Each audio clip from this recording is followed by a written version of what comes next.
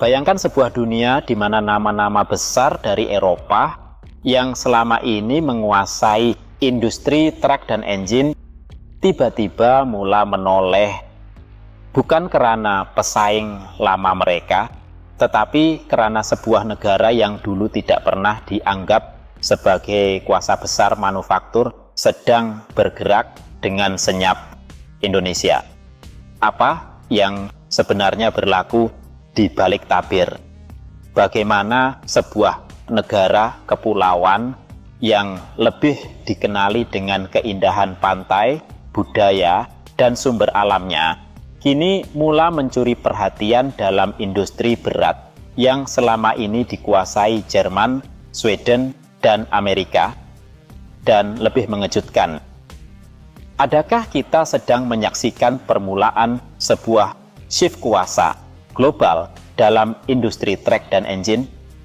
Karena apa yang berlaku sekarang bukan lagi sekadar pembangunan biasa.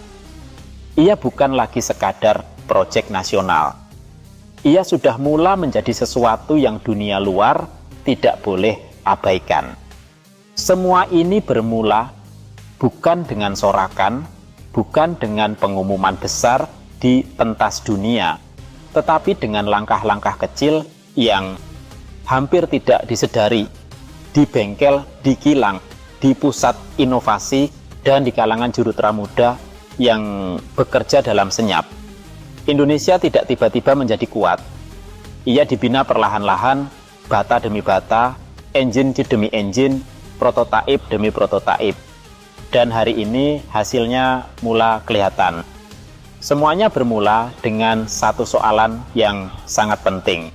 Kenapa Indonesia masih bergantung kepada import untuk teknologi berat seperti truk dan engine industri, sedangkan mereka mempunyai sumber tenaga kerja dan pasaran yang sangat besar?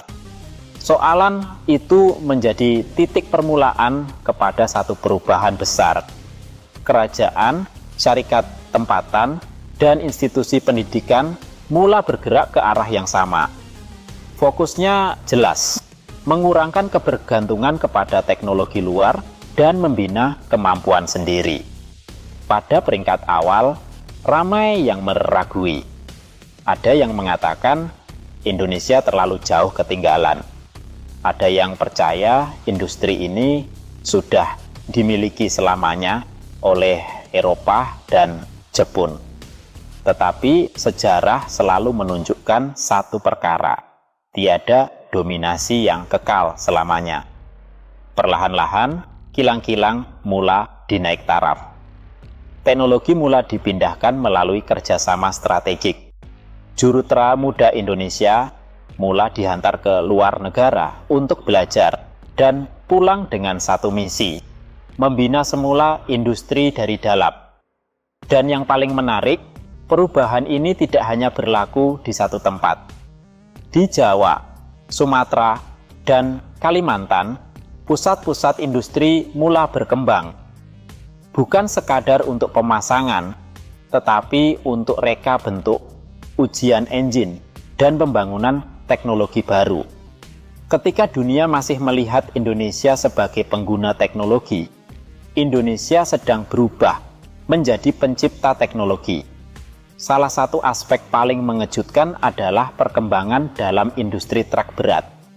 Truk bukan sekadar kendaraan, ia adalah tulang belakang ekonomi, menggerakkan logistik, perlombongan, pembinaan, dan perdagangan. Dan disinilah permainan sebenar bermula. Indonesia mulai memberi fokus kepada truk yang sesuai dengan keadaan mereka sendiri, medan berat, cuaca tropika, jarak jauh antara pulau, dan industri perlombongan yang sangat aktif. Daripada sekadar meniru reka bentuk luar negara, mereka mulai mengubah suai, menambah baik, dan akhirnya mereka bentuk model sendiri yang lebih sesuai dengan keperluan tempatan. Dan apabila produk itu mulai menunjukkan prestasi yang baik di dalam negara, dunia mulai memerhati. Karena ada satu perkara yang tidak boleh disembunyikan dalam industri ini, prestasi sebenar di lapangan. bukan brosur. Bukan iklan, tetapi ketahanan engine, kecekapan bahan api, kos penyelenggaraan, dan kemampuan bertahan dalam keadaan ekstrim. Dan di beberapa sektor, truk buatan atau hasil kerjasama industri Indonesia mulai menunjukkan sesuatu yang mengejutkan, kos yang lebih rendah, tetapi prestasi yang semakin kompetitif. Ini bukan lagi cerita pembangunan biasa. Ini sudah mulai menjadi ancaman kecil kepada pemain lama. Sementara itu, dalam industri engine, perubahan yang lebih senyap sedang berlaku. Engine bukan sekadar mesin, ia adalah teknologi yang memerlukan ketepatan tinggi, bahan berkualiti, dan pengalaman puluhan tahun. Tetapi Indonesia tidak coba melompat terus menjadi nomor 1 dunia. Strategi mereka lebih bijak, fokus pada niche tertentu terlebih dahulu. Contohnya engine untuk industri berat, perlombongan, dan kegunaan tropika. Bukannya terus bersaing dalam semua segmen. Dan strategi ini mulai membuahkan hasil. Karena dalam dunia industri, kemenangan bukan selalu tentang siapa paling canggih, tetapi siapa paling sesuai dengan keperluan sebenar pasaran. Disinilah Eropa mulai melihat sesuatu yang tidak mereka jangka. Selama ini, syarikat dari Jerman dan Sweden mendominasi karena reputasi, teknologi, dan sejarah panjang. Tetapi mereka juga mempunyai satu kelemahan, kos tinggi dan reka bentuk yang tidak selalu sesuai untuk semua wilayah dunia. Indonesia mengambil peluang itu. Dengan kos tenaga kerja yang lebih rendah, sumber bahan mentah yang kaya, dan pasaran domestik yang besar, mereka mulai membina ekosistem sendiri. Dan ekosistem inilah yang menjadi kunci sebenar. Karena industri berat tidak berdiri atas satu kilang saja.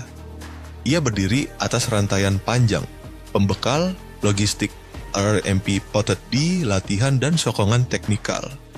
Indonesia sedang membina semua itu secara serentak. Namun, apa yang benar-benar mengejutkan dunia bukan sekadar pembangunan industri, tetapi kelajuan perubahan itu. Dalam masa yang tidak terlalu lama, negara yang dulu bergantung kepada impor mulai bercakap tentang ekspor. Dan apabila perkataan ekspor teknologi engine dan trek mulai muncul dalam perbincangan industri, itu adalah tanda bahwa sesuatu yang besar sedang berlaku. Tetapi, adakah ini bermaksud Indonesia sudah mengalahkan Eropa? Belum. Dan ini penting untuk difahami. Karena dominasi industri tidak runtuh dalam satu malam. Ia perlahan, ia kompleks, ia penuh dengan persaingan halus, inovasi berterusan, dan perubahan pasaran global. Tetapi, apa yang sedang berlaku sekarang adalah sesuatu yang lebih berbahaya bagi pemain lama. Kemunculan pesaing baru yang tidak boleh diabaikan lagi. Dulu, Indonesia mungkin hanya pelanggan. Sekarang, mereka mulai menjadi pesaing dalam beberapa segmen. Dan dalam dunia industri, itu adalah titik perubahan paling penting. Namun kejayaan ini tidak datang tanpa cabaran. Masih ada isu teknologi tinggi yang memerlukan masa bertahun-tahun untuk dikuasai sepenuhnya. Masih ada kekurangan dalam automasi, sistem AI industri, dan teknologi engine generasi terbaru. Tetapi arah perjalanannya jelas. Dan dalam dunia ekonomi global, arah lebih penting daripada keadaan semasa. Karena arah yang betul, walaupun perlahan, akhirnya boleh mengubah seluruh lanskap industri dunia. Apa yang menarik adalah bagaimana dunia luar mulai bertindak balas. Syarikat besar mulai meningkatkan pelaburan di Asia Tenggara. Kerjasama teknologi menjadi semakin agresif. Dan dalam senyap, peta kuasa industri sedang dilukis semula. Indonesia tidak lagi hanya dilihat sebagai pasaran. Ia mulai dilihat sebagai pemain. Dan mungkin dalam beberapa dekad akan datang, kita akan melihat sesuatu yang hari ini kelihatan mustahil. Truk dan engine dari Indonesia berada di jalan raya Eropa, Asia, Afrika, dan Amerika Latin sebagai pesaing serius kepada jenama yang sudah wujud lebih dari 100 tahun. Tetapi persoalan paling besar masih belum terjawab. Adakah dunia sudah bersedia untuk melihat perubahan kuasa ini? Atau adakah kita masih berada di awal sebuah revolusi industri baru yang belum benar-benar meletup? Satu perkara yang pasti, Indonesia tidak lagi berada di belakang tabir industri global. Ia sudah berada di pentas, dan dunia sedang memerhati.